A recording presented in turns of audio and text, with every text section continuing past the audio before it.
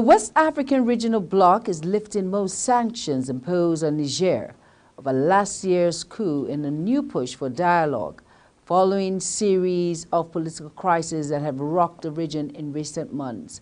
No-fly zone and border closure were among the sanctions being lifted. Ecowas also said it had lifted certain sanctions on Malian individuals and some on junta-led Guinea, which has not said it wants to leave the bloc, but has also not committed to a timeline to return to democratic rule. Welcome to Inside Today. I am Jumai Manson. I am being joined by Mr. Charles Ojiopota. He is a managing consultant, Chancel Business Consulting, and we will be looking at regional membership implications of ECOWAS sanctions reversal. Don't go anywhere. The program continues shortly.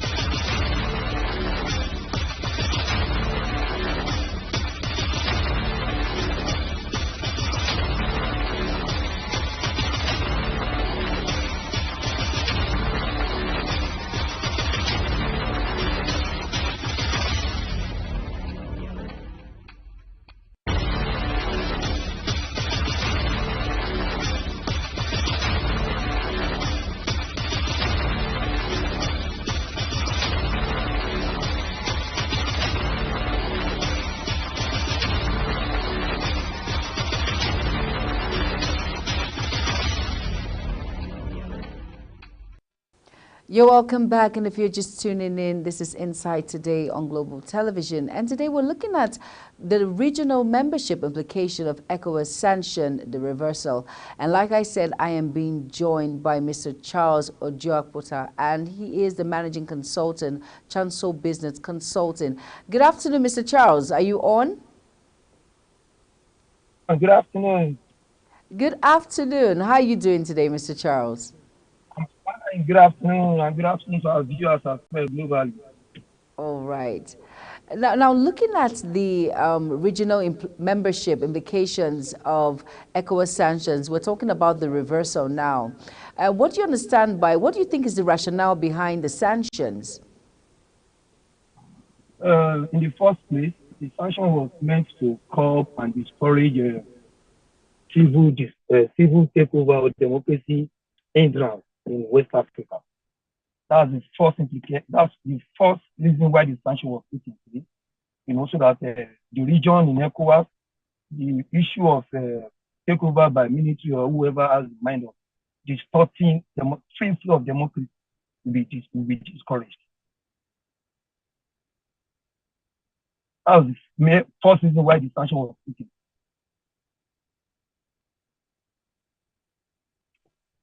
Point, looking at it critically, do you think these countries now have an upper hand since the sanctions have been lifted?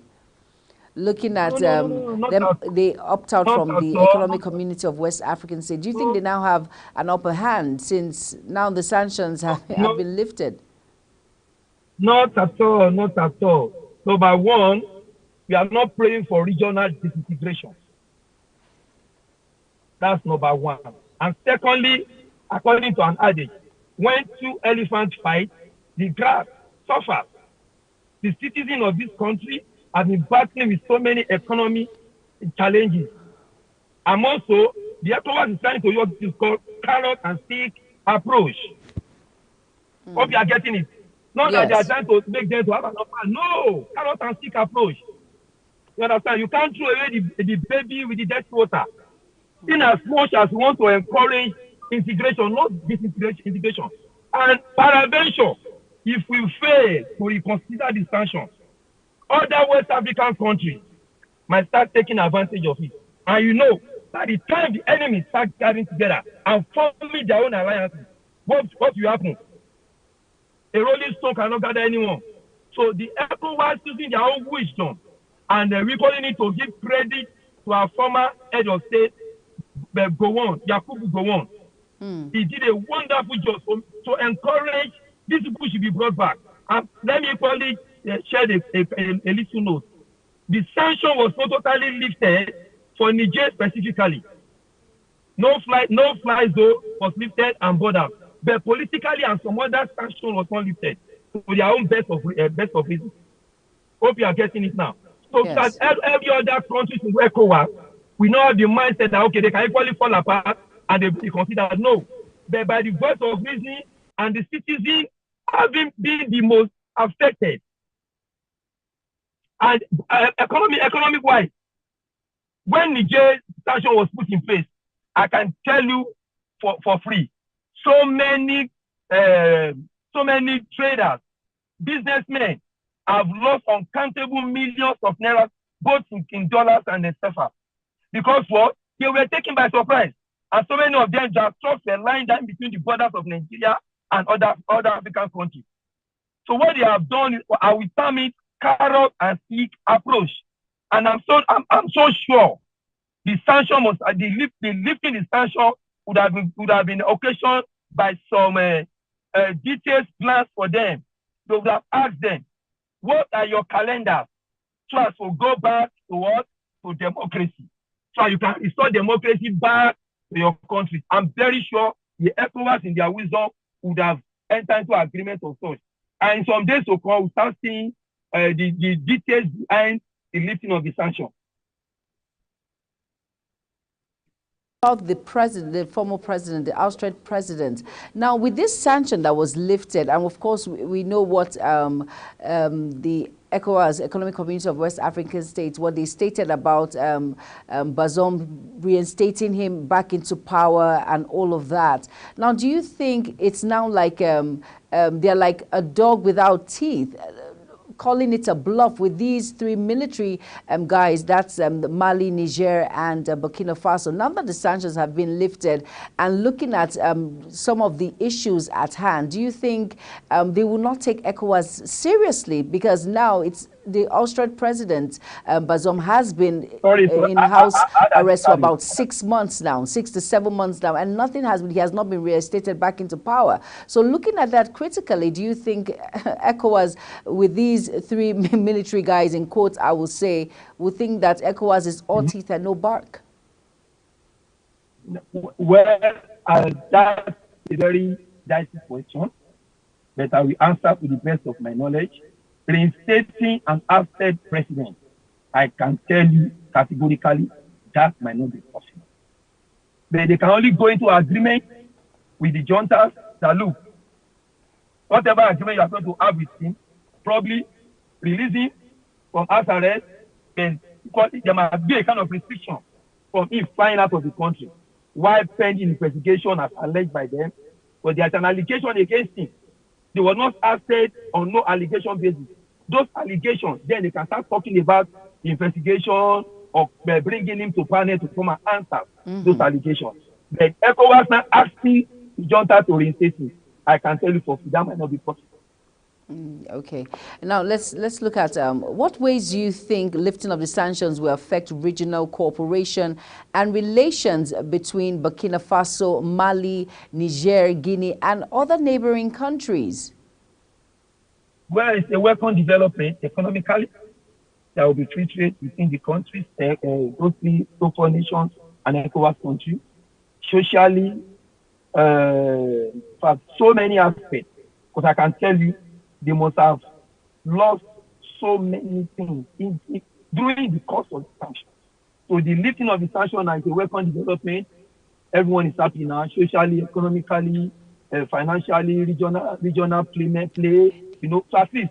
And mind you, when the sanction was, there are some ECOWAS projects going on in those countries that were stopped. Infrastructural wise, a lot of grants, and here we are. But with the lifting now, it's a welcome development to the citizens and the ECOWAS as a whole. So it's a win-win for all. A win-win for all. Let's see that. Okay. Now, do you think that the lifting of the sanctions on Burkina Faso, Mali, Niger in particular, and Guinea, what do you think are the implications, the advantages and disadvantages of these sanctions being lifted for other countries who are watching critically to see how this whole thing plays out? Yes. On the aspect of disadvantage, it might encourage more more of clamoring for the other unwelcome government. That it means definitely if something of such happen in other countries, to me, maybe after a while it might be considered. But there's a clause in it. The sanctions were lifted based on some agreement and on some intervention by head of state, Yakubu wants especially, and the citizens as well. They weren't crying. They were crying foul. That look, this sanction is affecting them greatly. The discouragement to other Ecowas countries that may have such mindset of taking over a democratically elected government is the sanction that were in place for more than 3 months. I can tell you, if anything of such happens again, Ecowas might not take it lightly again. The sanction that might be made might be much more than unthinkable by ECOWAS. For the imposition of the sanctions on these countries, why do you think it was lifted? Like I said, is number one to the yearnings of the citizens, the suffering economically they were living, and no fly zone was placed on them, and their borders were closed. So at a point they couldn't trade within ECOWAS countries. So economically it's affecting them. And the citizens as well, they are the receiving end. Like I said at the initial, when 2 elephants fight, the grass suffer. So at this instance now, the citizens of this country that were affected by the sanction in Italy, they were the ones crying, they were mostly affected. And so many projects, like I said, that were a mark for this country were stopped at a point. So that was they were just on their own. They were on their own. So I'm sure taking of this sanction now is a relief to the government of this nation. Now, looking at these sanctions critically, do you think the military, the 3 countries, that's Niger, Burkina Faso, and Mali, at some point when they pulled out of the Economic Community of West African States, do you think they were able to, that independence, now that the sanctions are being lifted, do you think they had any independence? Do you think they were happy in a way, or it's a win-win situation? Do you think, in your own opinion, they actually wanted to run back to ECOWAS with these sanctions being lifted, or they enjoyed the fact that military rule is existing in their various countries at this point? Well, I can tell you for free, they were just trying to be strange bedfellows coming together on the ground that they are military juntas. They cannot stand the test of time. If what they were planning to set up their own region, they cannot stand the test of time. I can tell you, with the lifting of the sanctions, they will surely return back. They will surely return to ECOWAS. So it's a win-win situation. Let's look at the international communities in regards to the pulling out of ECOWAS by these 3 countries. Do you think they have any support system, or they are just standing on their own? The international communities they did not contribute or say anything in regards of the pulling out of ECOWAS at this point. Do you think the international community have a huge role to play in all of this? We are sovereign nations. The ECOWAS is sovereign. We are not under any international rules. Though, by implication, they might have a kind of role to play. But I can tell you, along as the situation is being played, some of them are just playing a far role. But definitely, international community cannot dictate to ECOWAS or cannot dictate a sovereign nation to those integrated to those countries that pulled out of ECOWAS administration. So to some extent, they might not have a major role to play. Might not have a major role to play. Like the issue of Niger, we know at a point they asked France to pull out of their territory. That is for you to know that they are not really happy at the issue that they were in their country. Now, how do you think these sanctions affected the economic growth and development of Burkina Faso, Mali, Niger, and Guinea at this point? Yes, the sanction, GDP-wise, I'm sure they have a GDP, that GDP would have dropped, and inflation would have set into their country, and economically, we were losing out on trade between the other African countries. So these are the implications. You have to look at it, and human aspect as well. But the danger, if they had refused to leave the sanctions, it might have job loss implications on ECOWAS, on the countries in ECOWAS. But many of these, Guinea, Burkina Faso, Mali, and the other, Niger, they have staff working in ECOWAS. From record, over 108 of their staff would have been affected. I know the implication of that. When one person is out of job, series of other family members and acquaintances would have been affected. So this issue of economically, socially, job loss, and inflation at a point, it was biting hard on them. Their GDP would have been dropping very fast. And I can tell you, go and check their inflation record before the sanction was lifted. It will be alarming to hear. All right, Mr. Charles, we're going to quickly go on a quick break, and the program will continue shortly. Don't go anywhere. Insights Today continues.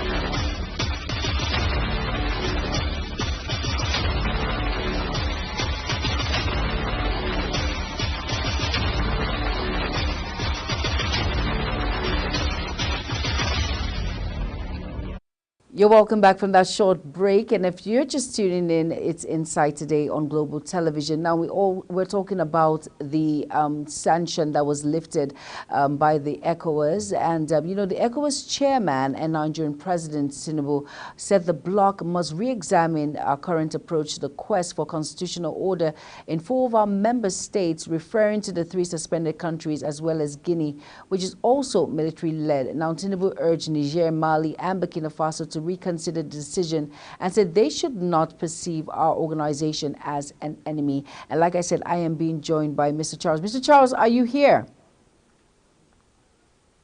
Welcome back. Mr. Charles, yes, you're doing the program with me, so you're welcome back also.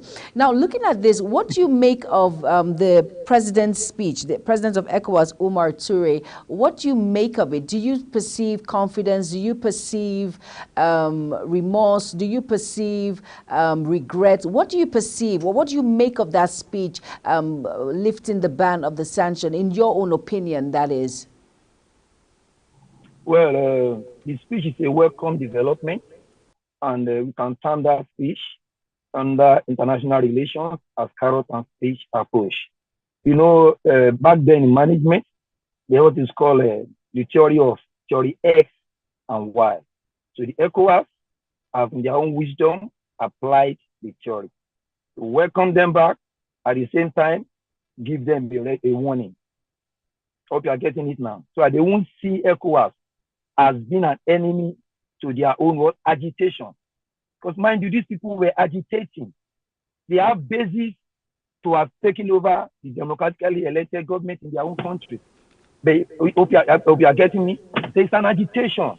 And when there's agitation, there must be what? There must be resolution.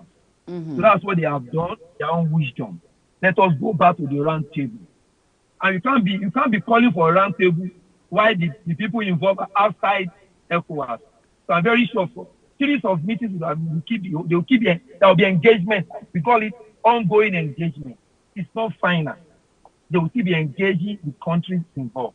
And I'm very sure sooner or later they will get to understand the reason why such sanctions were lifted. And the reason for those juntas too, they have reasons. I hope you can recall when they took over power, the citizens of their countries were rejoicing. What was that telling us as an ECOWAS citizen? That they were tired of the constituted authority government. I hope you are getting it now. So it's a message to ECOWAS too. Every one of them needs to go back home and keep their own in order. Because when citizens start agitating, it's not a good time for any democratically elected government. So it's very important because the ECOWAS equally go back to their round table and keep engaging these particular countries juntas. Interesting. Now, we are definitely before the end of the program, I will be playing the speech by President ECOWAS Umar Toure. But before then, let's look at the impact now the sanctions have on trade and investment in these countries, and how will the lifting of sanctions influence these areas? Yeah, it's very easy. I can tell you, as soon as something was lifted on Saturday, Niger borders were opening, no flag zone was lifted. So economy, they are back to economically, they are back to their feet. Though they will still be counting their losses, they at least it's a win-win situation for every one of them in that region now. So at least they can interface and interact economically, socially, and the like with other ECOWAS countries. So that was it. So it's a welcome development. Okay. Now, do you think, your own opinion, that the sanctions impacted the citizens of Burkina Faso, Mali, Niger, and Guinea in terms of access to basic services and livelihoods? Definitely. It affected them tremendously. At a point, their goods and wares where they couldn't cross over to the borders of other ECOWAS countries.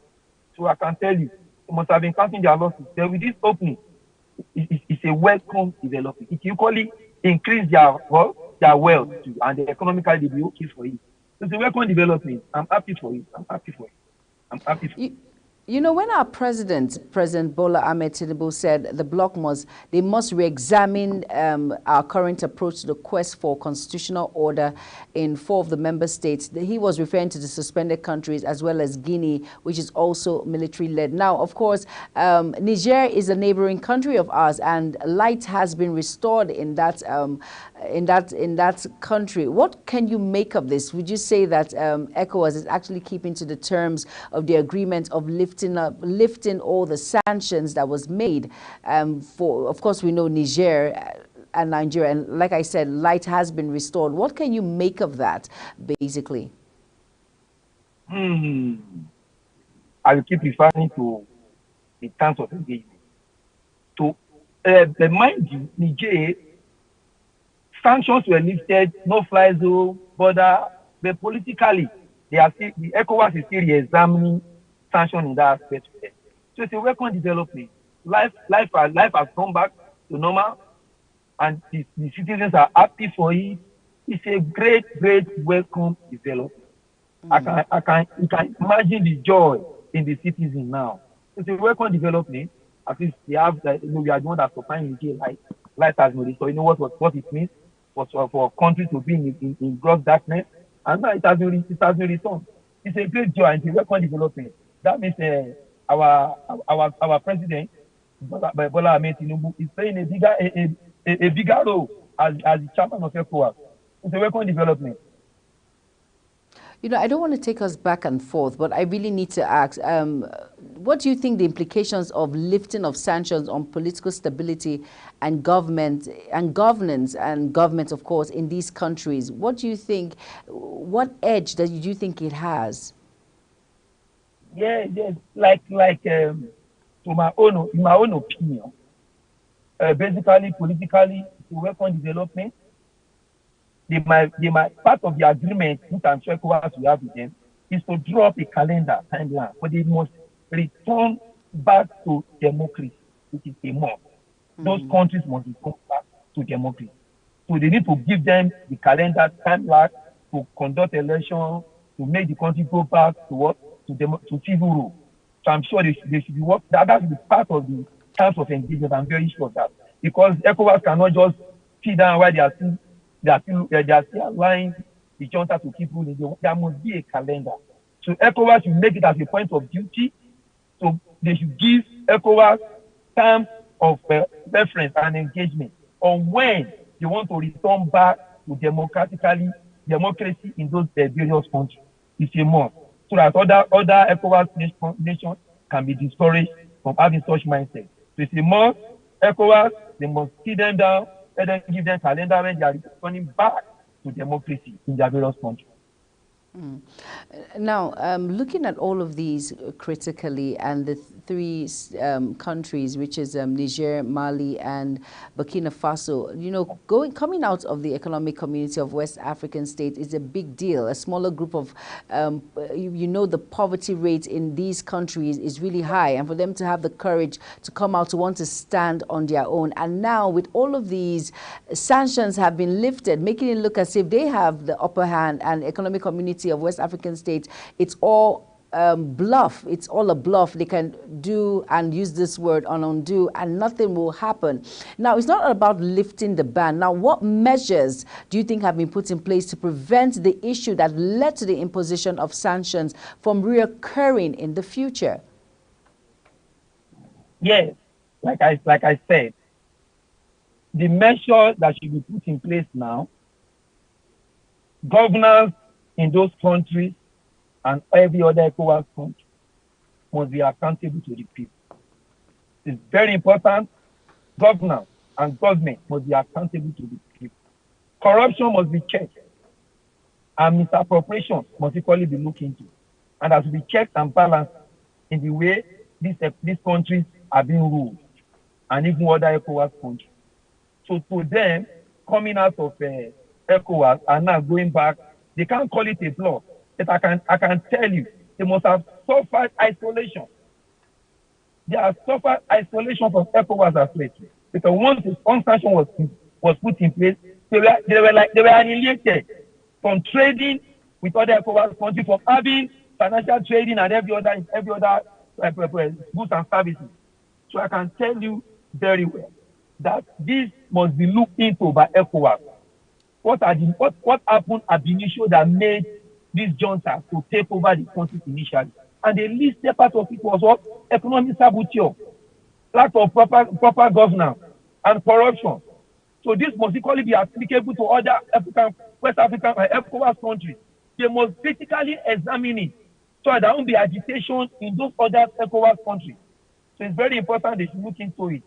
So that the issue of military taking over will be alien to our region, ECOWAS. You know, when these three countries, I keep reflecting back to Burkina Faso, Mali, and Niger, went out of ECOWAS, which we all know that it wasn't properly done. There are procedures in leaving this sort of the Economic Community of West African States, as was said.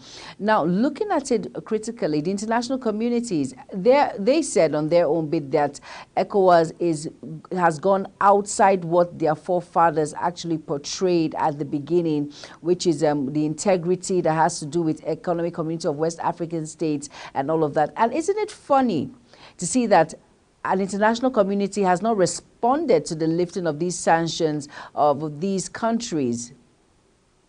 Of course, we know that Well, the international communities are quick to interfere, but there has not been any interference that we've seen so far. In your opinion, why is that so? well, yeah, I'm sure they will still come out with their own statement on that. It was listed on Saturday. So let's just assume they are still studying the purpose and the reason for the lifting of the sanction. Because they equally have to be very careful in making all these statements. We are talking about the diplomacy here. We are talking about the they have to be very careful. So they won't be seen as supporting juntas, distorting democratic flow in African countries. So we have to be very, very careful. I'm sure by the time they will be releasing their statement, it should be to encourage Ecowas to look more into the reason why their citizens are agitated. Have to quickly go on a quick break, and I'm sure you have to, please, you will rejoin us on the Zoom link. It's very important you do, because there's a very important question I want to ask you. You said something about the carrot and stick approach, but let's quickly go on a quick break, and when we come back, the program continues. Please stick around.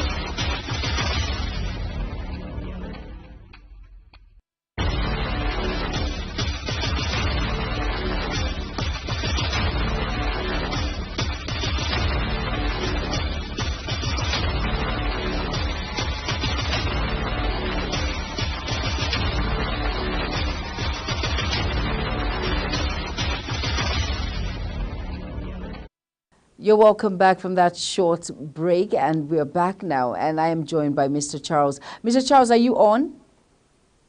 I'm very much with you. All right, Mr. Charles, before I ask you this very critical question that has to do with the carrot and stick approach, the one you said, but looking back, when these juntas, when they left the Economic Community of West African States, that's talking about Mali, Niger, and Burkina Faso, the citizenry, that's the Nigerians, they were very happy, they were excited. And with a little bit of research now, I hear the economic revenue has gone a bit, it's higher than what it used to be at a point. Now, do you think the citizens are happy that they left they encouraged the military regime and not democracy?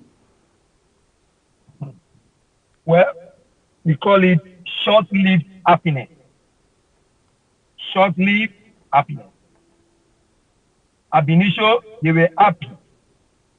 They were tired of the government that were in place before the military took over. Are you with me? So such happiness is just for a moment. And along the line, they were beginning to feel the impact of the sanctions on their citizens. It's the same citizens that were clamoring for the sanctions to be lifted, not for the previous government to be reinstated. Please, we need to separate it. That is to say, they have trust, they have faith in the military junta. That is to tell you the implication of that. That means that, but along the line, as it stands, what often happens, hope you remember the case of 1993, late Abacha, that was trying to transit towards to democracy. Don't be surprised. Many of these military guys might decide to test democracy as well, since they've been able to test power, and the citizens were happy for it. So not that they were happy that the military took over, but they were happy that the government they were not happy with left the power. You know, Mr. Charles, these three military, that's Niger, Mali, and Burkina Faso, they've not come out to say anything in regards to this lifting of this sanction. And when you say someone is silent, does it mean I have accepted or I do not accept, my hands are tied, or I'm being mum at this point? What can we make of it? Their silence, it's very intense and it's very deep at the same time. They've not come out to say, hooray, I accept, or no, I do not accept. Their silence, what do you think it means? Sometimes they say silence is golden. Silence is golden. So they might still be observing. So let's assume they are still observing. Okay. Now I want to come to this carrot and stick approach. Now, lifting of the sanction, like you said, they're still observing. Now, what steps are being taken to ensure accountability and transparency in the country's governance structure following the sanctions? Yeah, when we talk about a carrot and stick approach, we call it you persuade somebody to do something that you want, the kind of reward and punishment trade. For the fact that Ecowas have lifted sanctions on them, they must have given what is called terms of engagement. This and this are what you guys should put in place. Like I said, it's not this last Saturday that was listed. All the Ecowas community, once they are back, they will engage with them.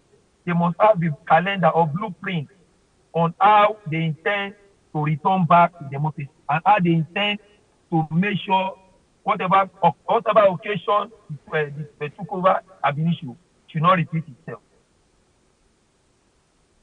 Okay, now, what opportunities and challenges do the countries face as they emerge from the period of sanctions and work towards building their economy and institutions? Yeah, opportunity-wise, they must have observed that probably they can stand on their own, thinking they can do things on their own.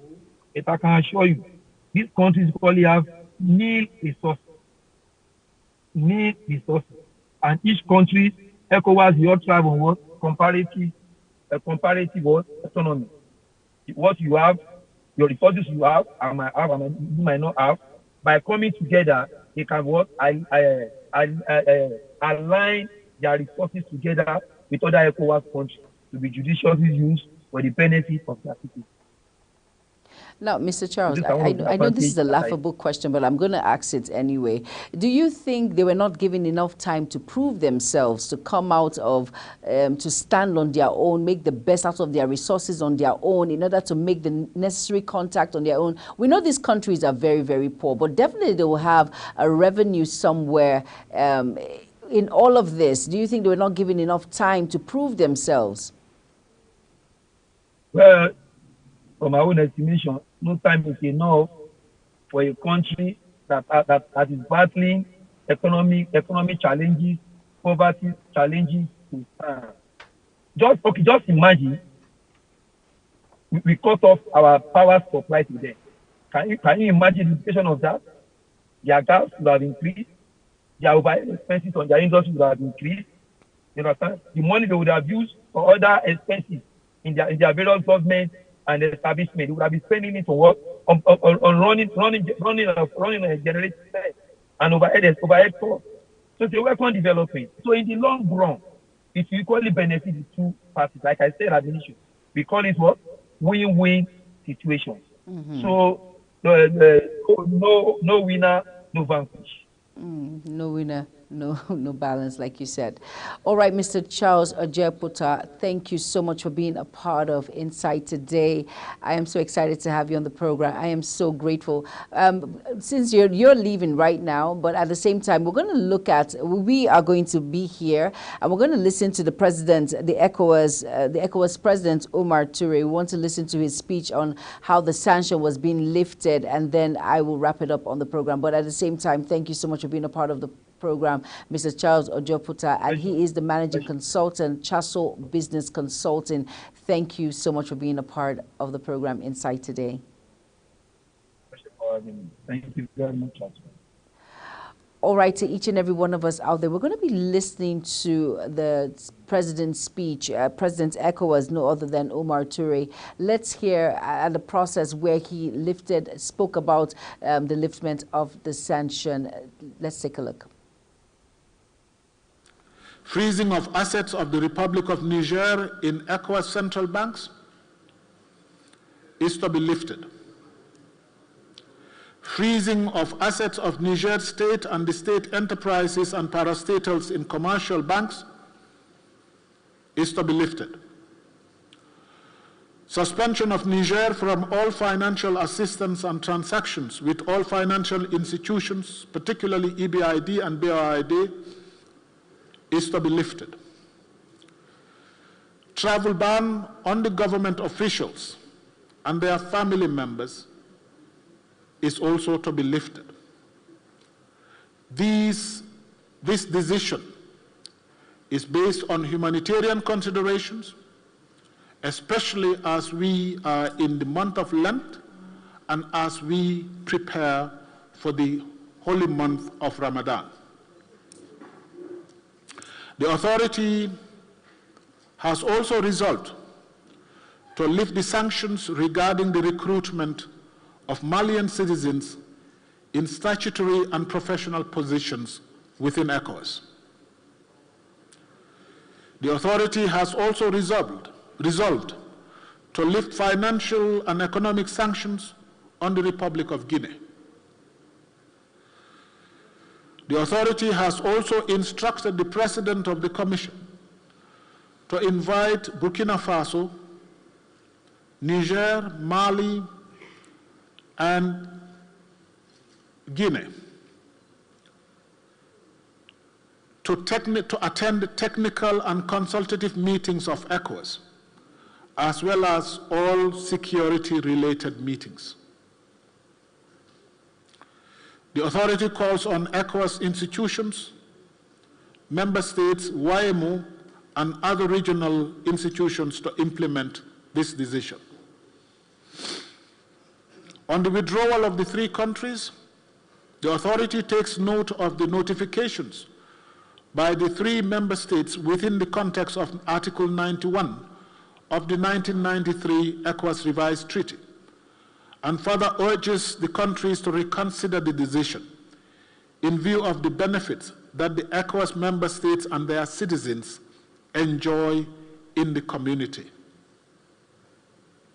The authority expresses its concern over the socio-economic, political, security, and humanitarian impacts of the decision, particularly on the citizens of the three countries and on the regional integration process. The authority further urges the three member states to resort dialogue, negotiations, and mediation to address their concerns. And that's the President Ecowas there, no other than Umar Toure, talking about the lifting of all the sanctions. And he mentioned, and mostly he mentioned because of the length of Ramadan, and he mentioned the length period and the Ramadan holidays that will be coming up. Now, the lifting of the sanctions is purely on humanitarian grounds to ease the suffering caused as a result of the issue that happened on ground, the exit of the ECOWAS group by Niger, Burkina Faso, and Mali. And that's the end of the program Insight today. Hope you were well informed on the sanctions being lifted and based on humanitarian grounds. I am Jumai Manson. Thank you for being there. Good afternoon.